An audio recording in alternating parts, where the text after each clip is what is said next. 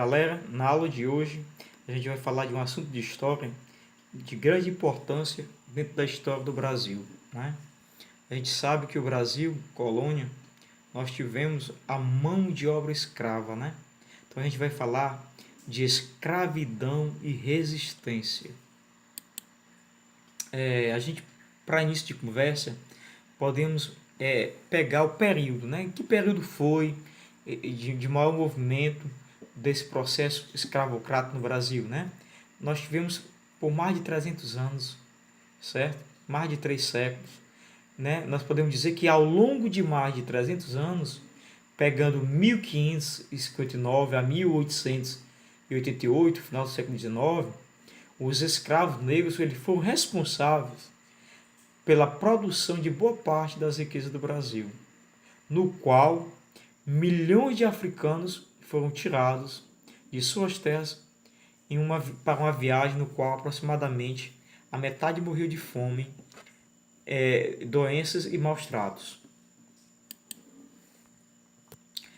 Os responsáveis, né? Quem é os responsáveis pelo tráfico, né? O tráfico negreiro, né? Os responsáveis pelo tráfico negreiro, que trouxeram para o Brasil cerca de 4 milhões de africanos durante mais de 3 séculos de escravidão, devido em grande parte a essa migração compulsória. O Brasil tem atualmente uma das maiores populações de afrodescendentes do mundo. Esse tráfico negreiro, né, ele unia os continentes como África, Europa e América. Esses navios europeus levavam mercadorias para a costa africana, né, com tecido grosseiros, aguardente, tabaco e armas, que eram trocados por escravos. Ou seja, os europeus ludibriavam, né, enganavam esse povo nessas trocas, né? Trocava a aguardente, o tabaco, né, e tecido pelos escravos, e arma de fogo, né, que era muito cobiçado. Devido ao tráfico negreiro, milhões de africanos foram desterrados, arrancados da África e escravizados. Quando eu digo desterrados, né, foram tirados de suas terras, foram arrancados porque não vieram por conta própria, né? Havia toda uma questão de tráfico, de vendas, né, de poder, de grupos poderosos dentro da África para escravizá-los. O número do comércio de escravos, né, ele é assim bastante complexo, né? Nós podemos dizer que para toda a América, entre os séculos 16 e 19, calcula-se que vieram entre 10 e 20 milhões de escravos. Olha aí. Em relação ao Brasil, estima que podemos perceber, elaborado pelo historiador Herbert, que ele aponta o desembarque de 4 milhões de africanos entre o período de 1531 a 1855. Quais eram os grupos, né, africanos que nós podemos destacar? Por meio do tráfico negreiro, chegará ao Brasil pessoas de diversas regiões da África, né? Vieram diversos. Um número bem elevado de grupos diferenciados. Entre os principais grupos africanos trazidos ao Brasil, né? Ainda vamos falar agora do Brasil, sair do contexto da América como um todo, mas Brasil se destaca os bantos sudaneses. Estou falando de Brasil, né? Vieram outros grupos? Professor, sim, vieram outros grupos. Mas os bantos e os sudaneses superaram, né, diante dos demais.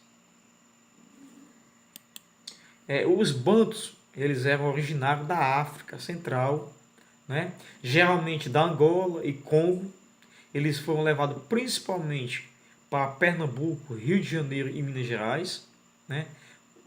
Vale ressaltar que os bantos é aqueles baixinhos, entroncadinhos, né, que geralmente eles foram para trabalhos pesados, grosseiros, corte cana de açúcar, para trabalhar com a moenda, o gado, né, e todo o processo mais grosseiro.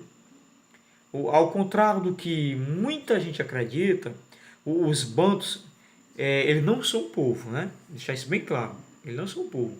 E nem sequer são uma etnia. O Banto ele é um tronco linguístico, né? Ou seja, é uma língua que deu origem a diversas outras línguas africanas.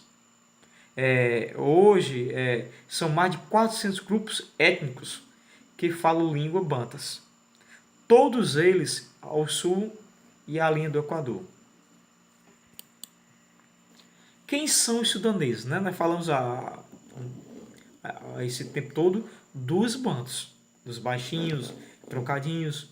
Agora, os sudaneses, ao contrário dos bantos, os sudaneses são altos, magros, esbelgos, podemos dizer, né? Algumas novelas abordam, né, na casa do senhor e da senhora, o negro ali nas atividades próximas, na vivência desse senhor de engenho e dessa senhora. Né? Geralmente eram os mais belos, altos, franzinos, tanto a escrava quanto o escravo. Né? Ficavam muito próximos dos seus senhores. Então, os sudaneses eles provinham das regiões africanas de Daomé, Benin e Nigéria, e Guiné, na África, né, ocidental, e foram levados principalmente para a Bahia. Então, aqui no Brasil, os sudaneses ficaram situados mais na Bahia.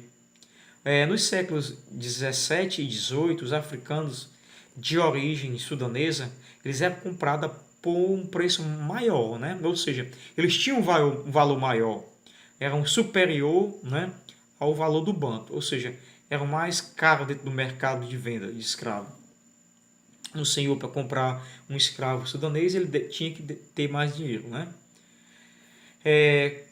Por quê? Porque eram mais valorizados, porque eram considerados mais fortes, mais inteligentes, né? E mais inteligente e mais forte que os demais.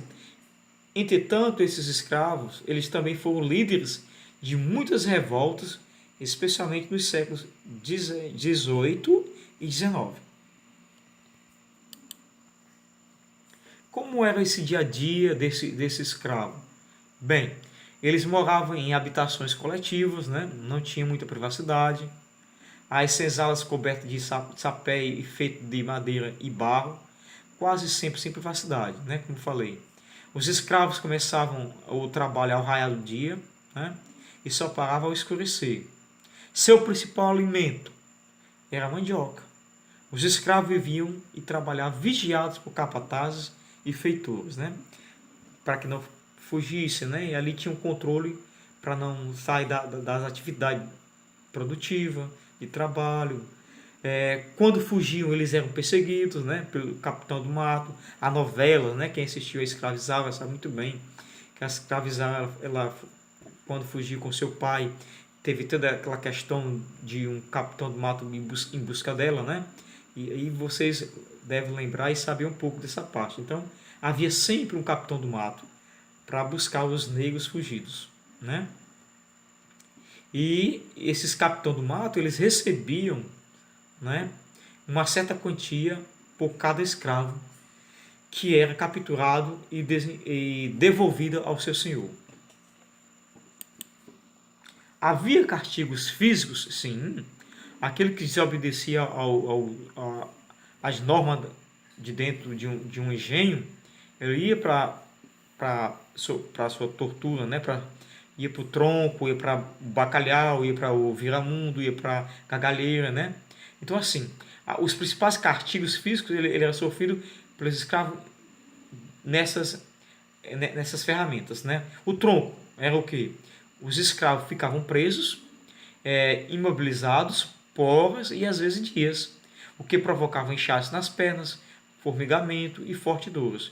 O que era o bacalhau? Né? Uma espécie de chicote de couro cru que rasgava a pele.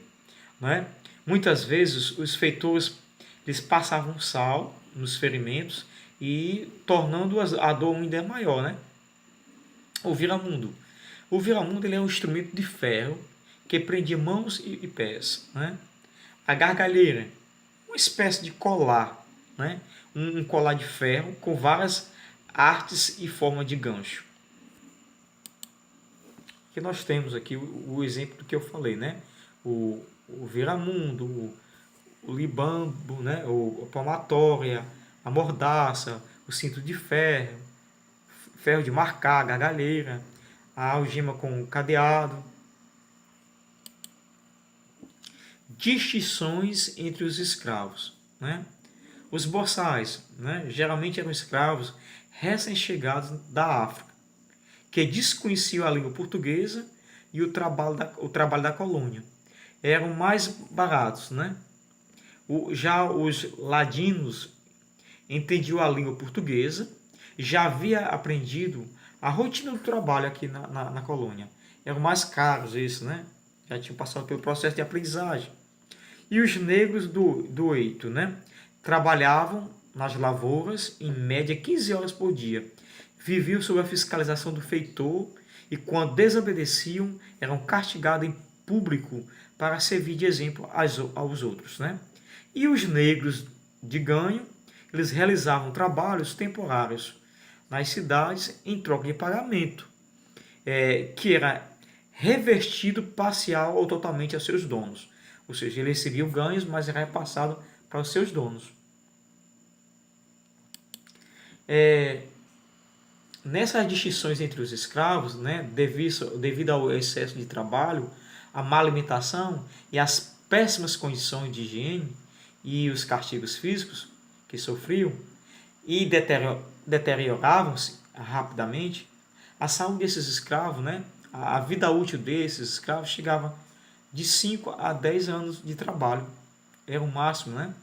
Isso estou falando, me referindo de trabalho, nessa atividade horta, né? De 5 a 10 anos. Já os escravos domésticos, escolhidos entre os mais bonitos e dóceis e confiáveis, recebiam roupas melhores, alimentação mais adequada e certos cuidados. E aí eles viviam mais tempo, né, do que os demais. Havia resistência, professor? Sim, havia resistência, né? A própria morte, se matar, é um ato de existência. Quando os navios, os filmes mostram com detalhe, né? Amistad, né? A Amistad, tanto faz. Ele mostra muito bem, né? Esse navio negreiro, onde eles se jogavam, né? Então, a morte é uma forma de existência. Mas eu coloquei aqui para a gente situar melhor sete principal resistência por parte desses escravos. Vamos pontuar aqui que eles empreendiam fugas para os quilombos, uma resistência, né? Fugir para os quilombos. Adoeciam de banzo. O banzo, né, é uma doença melancólica, uma tristeza da sua terra natal, que chegava até a morte. O suicídio, como eu falei, se matar, né, o ato de tirar a própria vida, uma das grandes resistências que eu considero. As mulheres, elas provocavam aborto, né, para não nascer mais escravo, né, dentro daquele sistema que era cruel, não aceitavam, né, gerar uma vida e de repente colocar diante de um sistema desse tão cruel. Assassinavam feitores e patrões, né, uma forma de existência. Colocavam fogo nos canaviais. Quantos senhores de engenho desistiram, né, por conta disso, né, o fogo, perdiam tudo. Quebravam máquinas do engenho, outra forma de existência. Então, são essas, né, que a gente podemos pontuar. Na resistência, ainda as péssimas condições de vida, eles levaram à resistência da escravidão, a sabotagem ao trabalho, né, e da produção, a quebra de máquinas, a quebra de ferramentas, ataques aos senhores, locais de fuga e reunião dos escravos fugitivos, os quilombos, tudo isso é forma de existência. Quais os quilombos, né? Grande parte dos escravos negros, eles fugitivos, eles reuniam-se em comunidades chamadas de quilombo. Então, o que é o quilombo? É isso. É uma comunidade que vai ser constituída a partir de pessoas que são escravos que agora querem uma liberdade, né? Sair desse mundo escravo. E saem das fazendas e montam uma própria comunidade. Então, a maior parte dos quilombos organizavam-se no Nordeste. Sergipe, Alagoas e Bahia, né? E aí os habitantes dos quilombos eram chamados de quilombolas. Qual é o principal quilombo, né? Nós podemos destacar o da Serra da Barriga, é o quilombo de Zumbi do Palmares, né? Aliás, no estado de Alagoas, deixar isso bem claro, certo? Zumbi de Palmares, ele ficou nesse quilombo, né? Na Serra da Barriga, certo? O grande destaque aqui é Zumbi do Palmares, né? Eram cerca de 10 quilombos, né, na época, entre Alagoas e Pernambuco, certo? E no qual Palmares se destaca, né, durante todo o século XVII. Ataques do governo, né, e do senhor de escravo, esse quilombo chamado Palmares, ele vai sofrer, que é um dos principais quilombos, né, ele vai sofrer ataques, que Zumbi do Palmares faz parte. Palmares chegou a ter entre 20 mil e 30 mil habitantes, e seu líder mais importante foi Zumbi. Vou deixar isso bem claro. Cultivavam dentro desses quilombos milho, feijão, cana-de-açúcar, mandioca, né? Realizavam comércio com povoados próximos. Palmares representavam uma ameaça para os senhores de engenho, e juntamente com o governo eles contrataram Domingos Jorge Velho, um bandeirante paulista, para atacar e destruir esse quilombo, né? Por volta de 1692. Então, assim, Palmares sofreu, né, esse ataque. E nós tínhamos um grande impleitor nessa questão, que é um paulista, né, dos bandeirantes, que é Jorge Velho, nesse processo de destruir Palmares. Os quilombos existiam bravamente, mas diante de 6 mil homens foram derrotados, né? Zumbi conseguiu fugir, mas foi morto em 1695 e cortaram-lhe a cabeça, que foi exposta em praça pública na cidade de Recife. Então, assim, para encerrar, nós comemoramos no dia 20 de novembro o Dia da Consciência Negra. Então, assim, esse momento é para a gente refletir o quanto é importante a gente discutir os valores afro, né? E aí fica o meu legado para vocês, o meu recado, que busque compreender, leiam mais artigos, textos, observe mais os vídeos que retratem esse povo tão importante da história do Brasil, que é o povo brasileiro africano, os escravos. Ok, tudo de bom.